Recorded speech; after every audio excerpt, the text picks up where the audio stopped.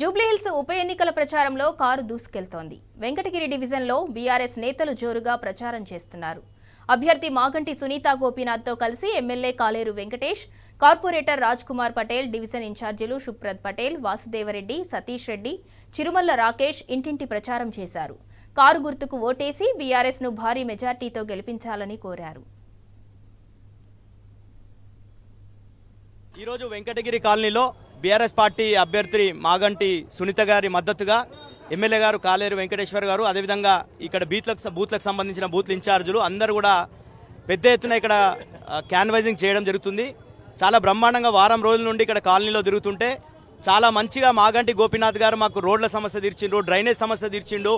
మాకు ఎప్పుడు కూడా ఏ సమస్యలు రాకుండా చూసినటువంటి వ్యక్తి మాగంటి గోపీనాథ్ గారు లేకపోవడం వల్ల జరుగుతున్న ఎన్నికల్లో తప్పకుండా బీఆర్ఎస్ పార్టీ కేసీఆర్ గారు అన్ని సంక్షేమ పథకాలు కూడా అందించారు. డబుల్ బెడ్రూమ్ ఇల్లులు కూడా చాలా వచ్చినాయి. అందరూ చాలా బ్రహ్మాండంగా మంచిగా ఓటర్స్ అంతా కూడా రెస్పాన్స్ ఇస్తున్నారు.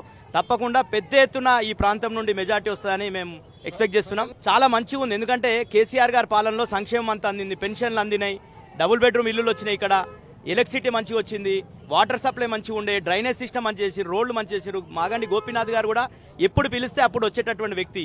అందరూ కూడా గుర్తు చేస్తారు కాలనీలలో పోతుంటే.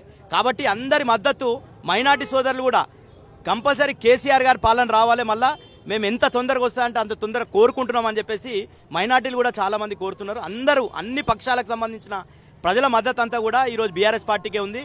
100% మాగంటి సునీత గారు భారీ మెజార్టీతో గెలవబోతున్నారు.